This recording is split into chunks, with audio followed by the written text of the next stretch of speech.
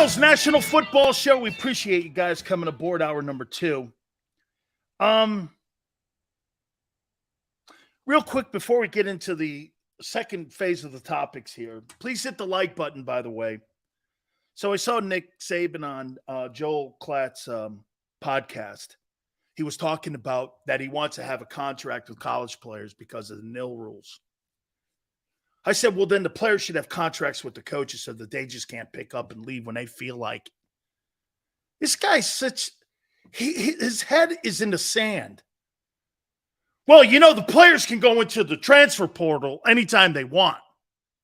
Well, you can leave Alabama anytime you want for another higher paying job. That's Brian Kelly that. What's his commitment to the Notre Dame kids? What's his commitment? These coaches, man, what they don't like is they don't have control of their own roster anymore. See, coaches and politicians, they want to control you. The number one thing our society has been sheep to has been giving people autonomy to have control over you and me. Now that the players at the college level have some control of their destiny, coaches don't like it. Politicians don't like it. That's why we have pandemics and wars. It's a way to control you. Okay? It's a way to, very few coaches allow players to be players. I think that's why Nick Sirianni is an absolute 100% important cog. I'll take that back because I thought he was a librarian. And I give it to Tone. You know what? He's kind of the voice in the locker room for how the organization wants to conduct itself. And I think that's important. Look at a guy, and I've made this comment to you. Look at a guy like Greg Popovich. He has no connection with his players. The Spurs have blown since Tim Duncan left. I don't believe there's any coincidence to that. I think coaches are great, and they move the chains, move the sticks, just the same way Pat Riley does. I think when you have a culture in the building like the Eagles do, you're going to win no matter what. And that's what the Eagles do. Whether it's Andy Reid, Chip Kelly, or Nick Sirianni or Doug Peterson, they're going to win because they believe in what they're doing and their philosophy. And there's entitlement with the players. By the way, I don't know if we're going to get our friend Gary Cobb on this morning here, or this afternoon, I should say, at 4:30. So we may have to run through the tape with you guys. But tomorrow, Mike Gullick's going to join us. Gary Sheffield is going to join us on Wednesday, and George Foreman is going to join us on Thursday. So we got a big week lined up. We hope to catch up with our friend at 4:30, Gary Cobb. But if not, it's all good. We just haven't heard from him. Sometimes Gary just shows up, so it would be all good. And let's just move on with the topics now. I'm looking forward to talking to Mike Gullick tomorrow and also with Gary Sheffield on Wednesday. When did the word culture become, I don't know what that word is, Barb. Okay. Here's the second topic now. We ended the show on this last week.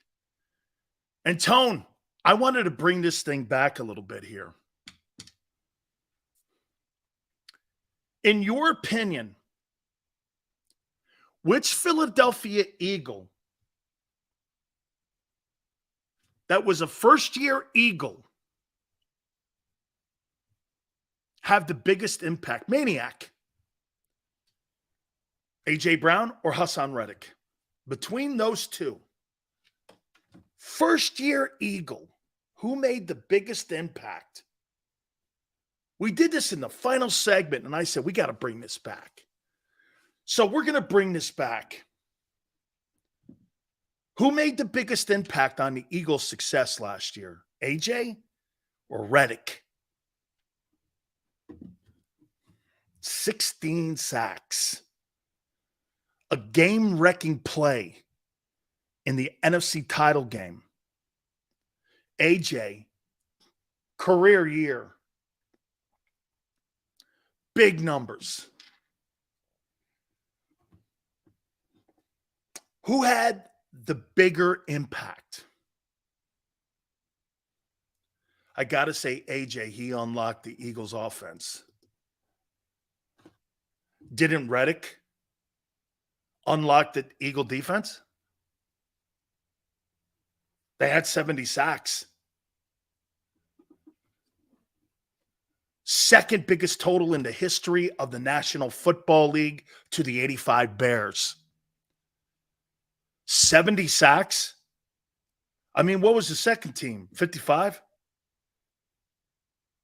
I mean, Reddick in the NFC title game, Reddick down the stretch. You think AJ was more of a pivotal guy than what Reddick was down the stretch run? Especially when Jalen got hurt. I'm not saying any question's wrong. By the way, these guys were both instrumental. But when Jalen got hurt, AJ was a non-factor, actually. He was a non-factor at the end of the season. Again, I'm not saying Tone's wrong. Because this guy was, you're right, completely looked different. So did Jalen look. Hey, Tone, when you say this, he unlocked Hurts. I guess if you're saying you unlock the offense, you're unlocking Hurts. Okay? Reddick was on ice skates in the Super Bowl. Not going to make an excuse for the field and shit like that, but so were a lot of guys. I'll tell you what, the most hated man in San Francisco right now ain't Jalen Hurts. It's Hassan Reddick. Hassan Reddick is the most feared guy in San Francisco when it comes to the Eagle conversation. It's not Jalen Hurts. Jalen Hurts didn't do shit against that Niner team. Hassan Reddick. How many plays? Am I wrong when I say this? Didn't it look like Hassan Reddick was like a running back for the 49ers in that NFC title game? I mean, Reddick destroyed the Niners almost single-handedly in a pivotal game, a conference championship game. Okay? I mean, the Niners didn't. Hurts was ailing. I'm not giving them excuses. Again, I'm just talking what was reality. Okay? Just talking reality. Hassan did nothing. Pure luck. What? Broke your quarterback's shoulders? Was constantly pressuring your quarterback? That wasn't the only time he was in the backfield, Niner all day. That guy destroyed your entire offense. Man, luck is like a one-play thing. That guy was a force the entire NFC title game. Actually, the Eagle defense was a force the entire game. Okay? I mean, Hassan, how about this? Hassan was part of the most important win of the year. That was the conference title game. And if I'm not mistaken, the game that clinched home field, he had a sack. He may have had 2 or 3 sacks in that game. Whew, boy. First-year Eagle who had the biggest impact. 16 sacks. 1,300 yards. What player could the Eagles not afford to be without? AJ or Reddick? What a tough question.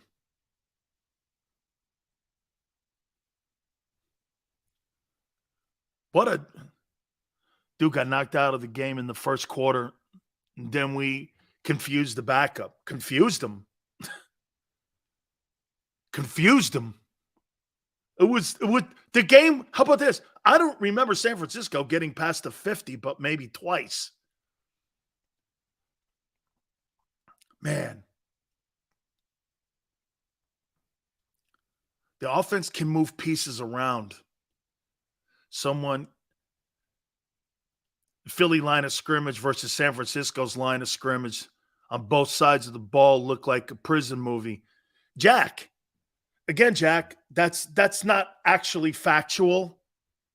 You had your lowest offensive output versus San Francisco's front seven was 260. Short fields led to touchdowns, why it was 31-7.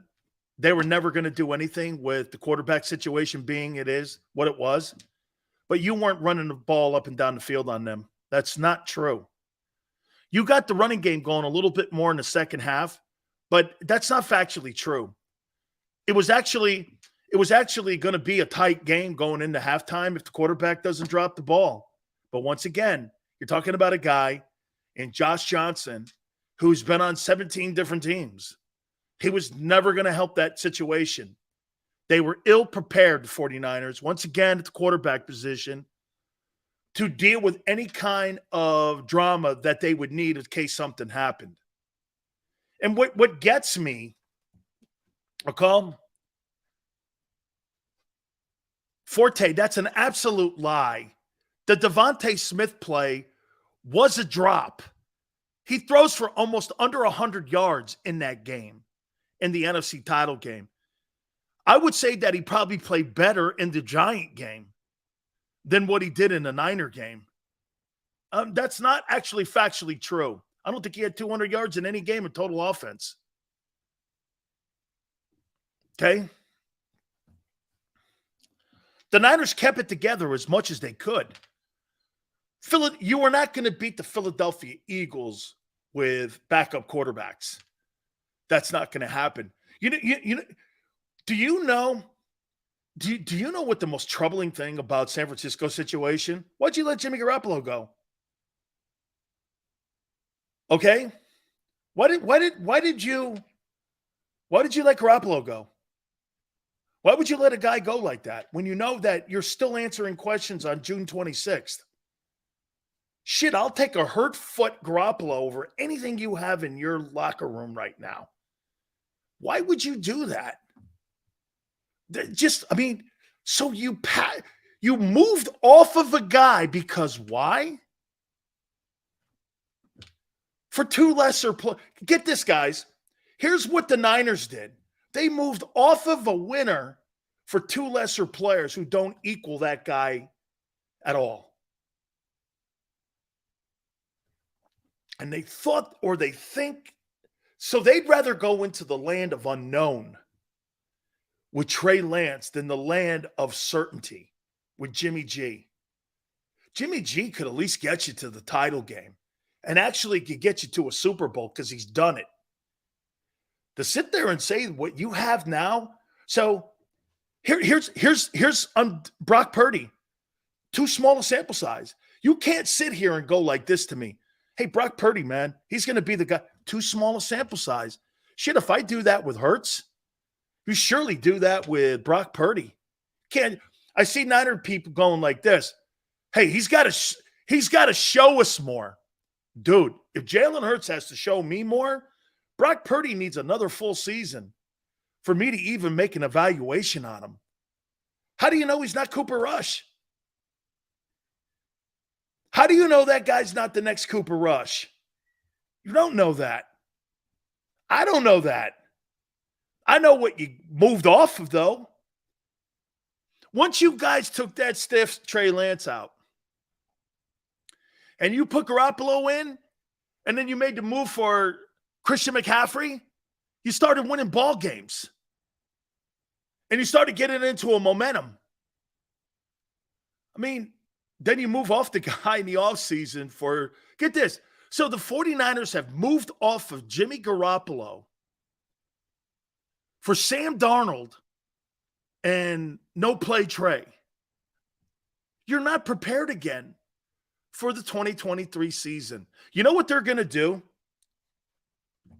Do you know what the Niners are going to do? They're going to win a lot of games because you know why? Their schedule's not as tough as the Eagles. They could win home field advantage because there's going to be very few football games this year that the 49ers are going to really have to have an elite quarterback play elite. And they'll probably lose all them big games. That's why I say they're going to be around 12-5 somewhere in there. So they're going to get home. The Eagles are going to have to really man up and play really great quarterbacks. There's going to be stretches in the roster or in the season, I should say, that roster is going to be tested.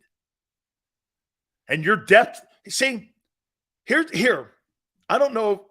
And to me, this is how I look at Philly's season. Philadelphia was able to overcome a lot of things last year because of health.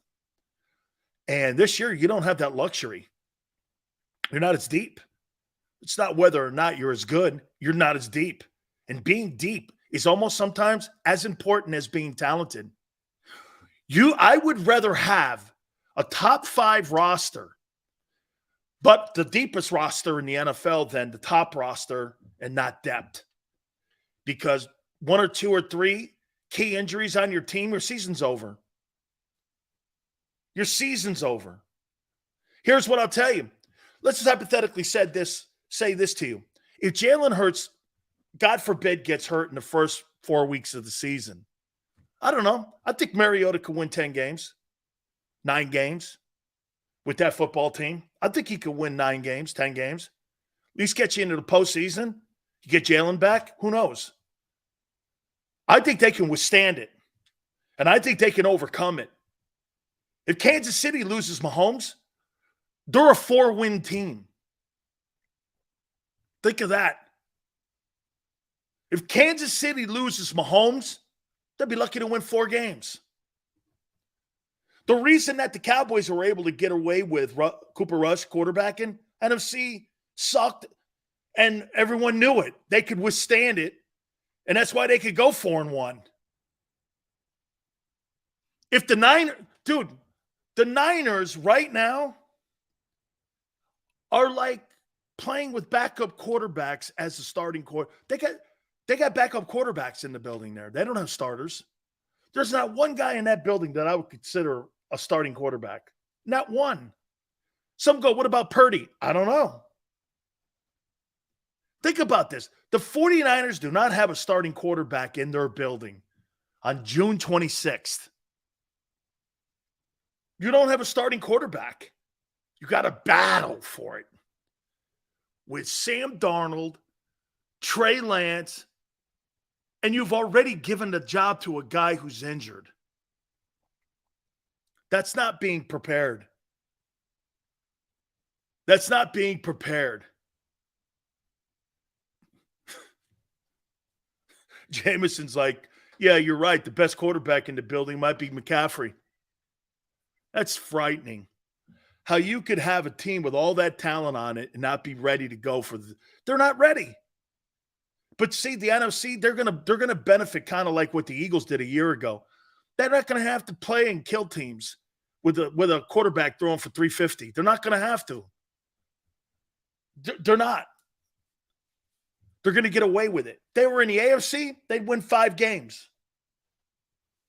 If the 49ers were in the AFC with that shitty quarterback group, they'd win 5 games.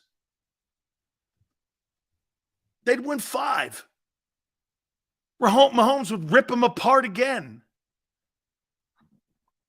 I don't know how in the world you look at them guys and go like this. Twizzler goes, Dumbo Samuel fears Ed Reed Blankenship. I would say this to you, James. Who's throwing the ball to Dumbo? Who's throwing the ball to him? Grenade. Grenade throwing Josh Johnson. Come on, Niner. You got to bring it, dog. Dumbo Samuel still crying. He and his San Francisco 49ers. You know, all right. I got to answer this question. A.J. Brown or Hassan Reddick? Who'd you take, Tone? He says A.J.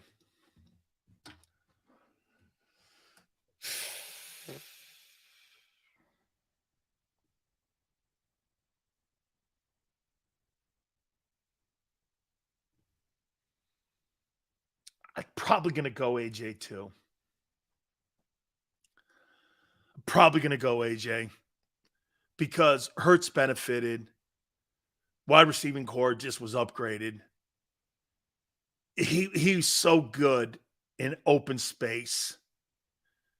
I'll tell you what, and A.J. Brown's the best wide receiver that you've had in the building since T.O. Okay? He is. He's the best. He's probably the best wide receiver you've had since Mike Quick.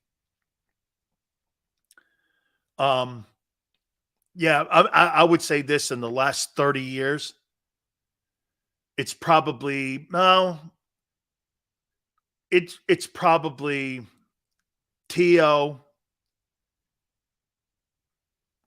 Quick, Irving Fryer, AJ. I don't know. You could probably mix them all. You could probably put AJ second, third. Those are your four best wideouts. You know what's funny? Only one of those guys was drafted by the Eagles, Mike Quick. The rest of them were all rentals because your franchise is not very good at drafting wide receivers. Devontae looks like a home run, but quite frankly, Deshaun Jackson and Devontae Smith in the last 30 years. And don't give me the Pinkstons of the world and Dexter Jacksons and Deshaun Jackson. He was good. He was. But last 30 years, it's not like there's a plethora of wideouts in Eagle history. Okay? No, Steve, Deshaun, because also, too, he was a force on special teams. But as a pure wideout, I would make this point to you. Macklin, come on, man. He's a dude. Okay? Hey, Jeremy Macklin, Hunter Renfrow. I don't know. I don't see it. Thought he was fair. Dude, do you understand you only have to get 50 yards, 59 yards in today's NFL to have 1,000 yards receiving? Okay? So when you say he had a couple, who cares? 50 yards is not impact. FedEx, these guys are all dudes. Okay? And like I've said too, you know, it's funny when Tone, when Xander was producing the show, he couldn't believe the stat that I threw out. Neither could Barrett Brooks. Eagles have never had 1,000-yard wide receiver in the history of the franchise. That just tells you how limited you've been out there at the Y and Z. You've never had 1,000-yard wide receiver. That's crazy for an organization like Philly. In today's passing game, once again, the Eagles have never taken truly advantage of the passing game. This 2022 team is the first time in Eagle history that you've taken advantage of the NFL rules being what it is and throwing the ball more. It's the first time in franchise history that it's becoming modern. You never ran a modern offense. You ran the ball through the tight ends, and that was it.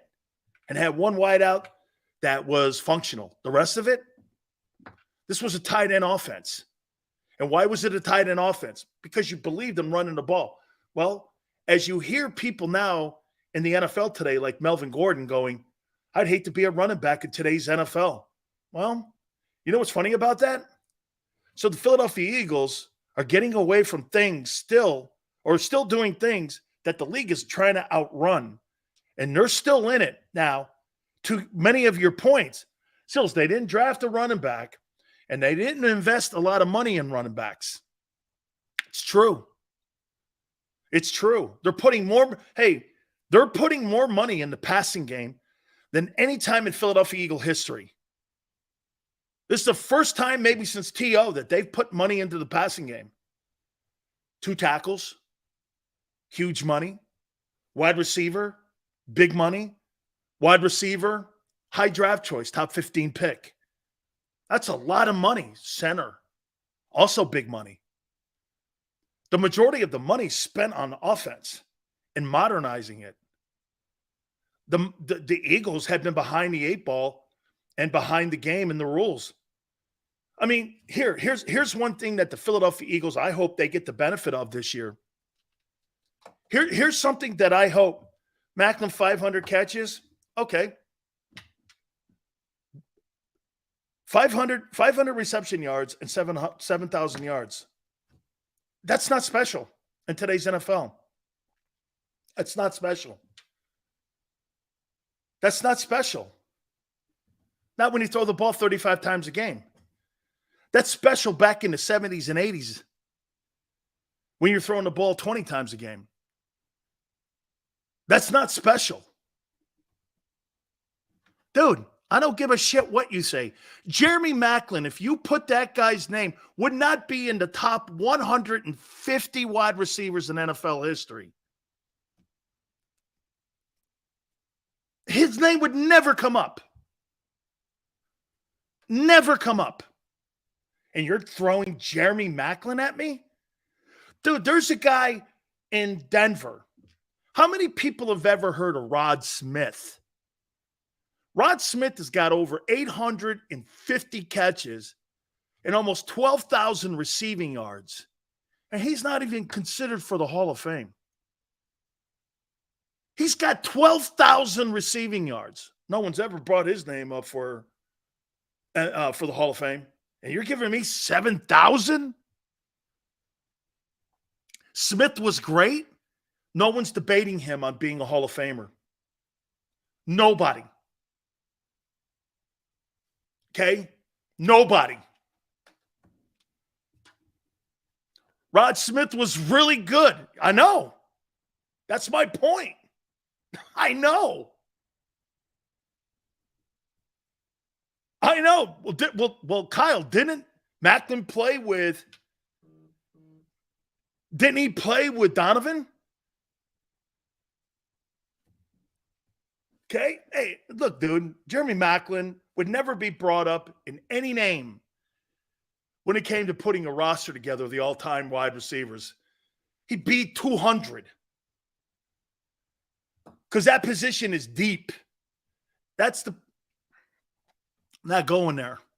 This is the first time the Eagles have modernized the offense. They've never been a passing offense. McNabb's not even a 40,000-yard career passing guy.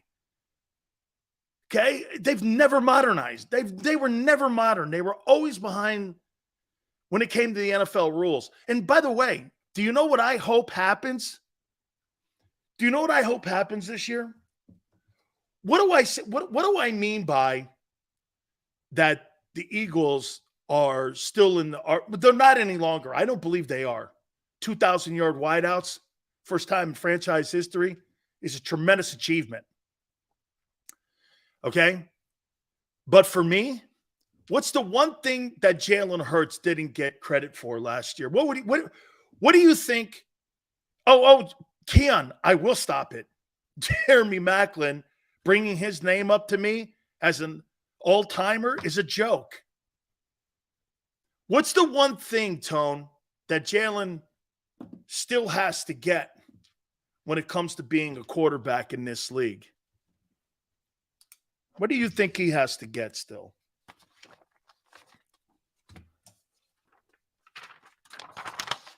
What do you think Jalen Hurts still has to get? And what he has to work on? Jameson says consistency. That may have a little to do with it. Saying the Eagles didn't pass the ball is a joke. Keon, how in the world do you have a team in a franchise with no 100-yard reception guy on it? In your history. In your history. In your history. Swing pass. Hey, Jeremiah Seltzer is on fire today. Stumped him. Okay, Tone. What's the one thing that drives you freaking nuts in a football game? Is watching one of these elite guys get the benefit of the doubt on the deep throw when it comes to pass interference. How many freaking times have we watched Brady get the benefit of the doubt? And you go like this, there's not a chance in hell that guy catches that.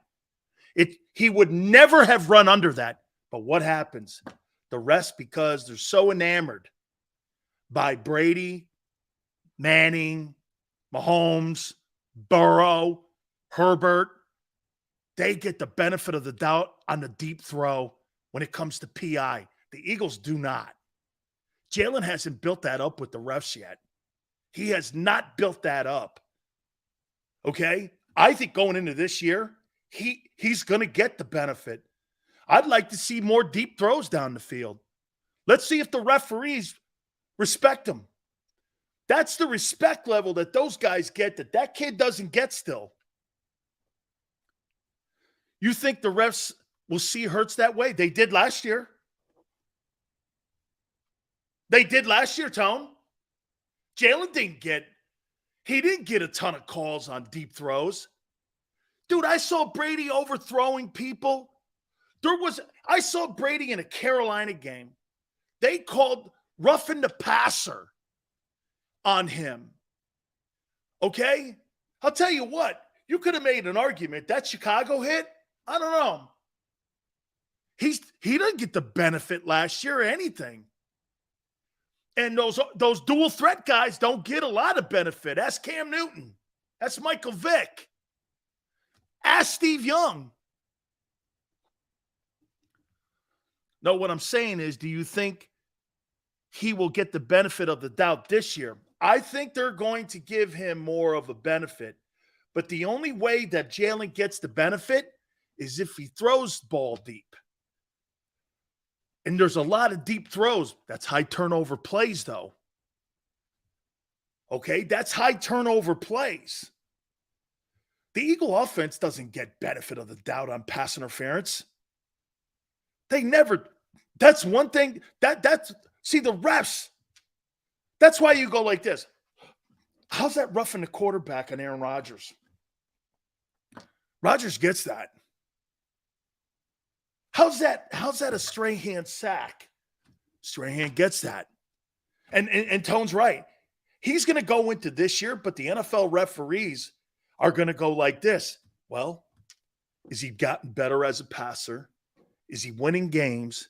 His reputation. By the way, the 255, if I'm a referee, I'm going to – hey, I know this is going to sound crazy, but the 255, if I'm a referee, I might want to protect that guy a little more because obviously the Eagles think he's the face of the league, face of their team and their franchise, and the league likes him. Dude, refs think like that. Refs, what do you think they think? So wait a minute. You think when you go into a game with Patrick Mahomes and Jalen Hurts, they look at both guys the same? Since when do you think that? So like a guy who runs a company in Philadelphia or Elon Musk walks in, you think the banker guy looks at the guy who runs Textiles of Philadelphia the same as he does Elon Musk? Use your brain. The Eagles get the benefit of the doubt in the trench. That's right. Dude, they're going to get the benefit of the doubt in the trenches because that's what they are and that's their identity. Okay? That absolutely is true, Tone. Lane Johnson has so much juice in the league. Absolutely. So does Kelsey. Those guys are getting the benefit. Like, watch this. Hey, Tone, to your point, Kelsey slips his hand up in there on a defensive tackle or a nose guard. Referee's going to look at it and go, I call that on a younger kid, but I'm not going to call it on him. You know why? He knows what he's doing. Same with Lane. Everyone's got a trick, dude. Hey, Yale, Tone, here's a trick that great players like Lane do. Lane will go like this. He'll look at the line judge who sits behind him. Sometimes the lane judge will sit over here, or sometimes he'll move over here. Because what a defensive lineman will do is this. They'll complain about, see what guys like Lane does, and guys like the great offensive linemen, you know what they'll do? They'll show the hand. They'll show the hand like this. And they'll show that hand, and you know what to do with this one? They're down under here because the guy's sitting over here, and on this side, he's tugging down here with this, and he's holding him. Guy will go, he's holding me. Guy will turn around on the other side. Lane will get a position on where the ref is, and the ref's sitting back there. The only time that you really get is the back judge that catches these guys holding. not the line judge, because the line judge is watching from behind. How can you see from behind if you're in a position over here on the right when the offensive lineman is down? Everyone does it. By the way, it's gamesmanship. It's part of the league. That's what it is. But Lane and Kelsey get the benefit because they're Lane and Kelsey. Okay? Name goes like this. Remember, Slay says he holds all the time. Yeah, because you know why? He'll take the guy on the inside so he doesn't. What's the biggest fear that a corner has? Name, what's the biggest fear that a corner has? Inside release running down the middle of the field. Because you know why? If a guy gets a step on you towards the sidelines, at the end of the day, man, you'll get a pass interference, but you could always push the guy out of bounds because he can't come back in and make a play. Dude, that guy gets a free release running up the field and he beats you to the inside. So your number one objective is you trying to hold that guy here inside here because the ref was positioned over here. Darrelle Revis had a phenomenal technique doing that. Phenomenal technique. He was great at holding. Okay? Dude, right. Dude, that inside release down the middle of the seam is the biggest fear a corner has. Get inside release. Thank you. How come Joe Burrow doesn't get that treatment yet? Oh, I think Joe Burrow does get that treatment. Joe Burrow's been to 2 AFC title games. I totally think, dude, Joe Burrow's more accomplished than your boy. In a tougher division. Well, not tougher division, tougher conference for sure. And he's been to 2 conference title games. And he's turned around the shittiest culture maybe in the NFL. I mean, Burrow gets that. Can I tell you this so you guys know? Hey, Tone, I'll say this to you. I think Josh Allen's lost a little of that equity with the refs. I think he's lost equity with the refs. He's going to have to build that back. Because for me going into a game against Allen, there's a part of me that says, hey, he's going to have this up somewhere in there. He's going to have this up somewhere in there. He's going to do something. I mean, I think he's a better version of Cam. And, Cam won, and he's better. Allen's better than Cam. Okay? And they're both durable dudes. But Allen's got he's got a little flaw in his game when it comes to not being patient. You got to slow it down a little more. I think you got to slow it down, man. Right? And I think that's the number one objective that they have to do. By the way, way too much noise up there in Buffalo this year. Way too much noise. Jameson, I think Josh Allen's lost some credibility this year with the refs. You're not going to get the benefit of the doubt. Look, when you're out there on the field and you watch certain guys throwing the ball, hey, look, I'm going to tell you this. When Joe Montana was on the field, the referees acted like Moses was on the field. I'm not kidding you. And when another guy would come on the field, back in the day, Rich Gannon, not Rich Gannon Raiders, but Rich Gannon, Minnesota Rich Gannon. Dude, they didn't look at him like that. When Montana's on the field with them dudes, you're like, the referees are at attention.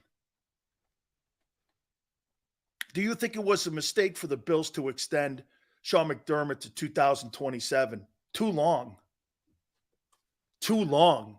You gave him that much time? 5 years?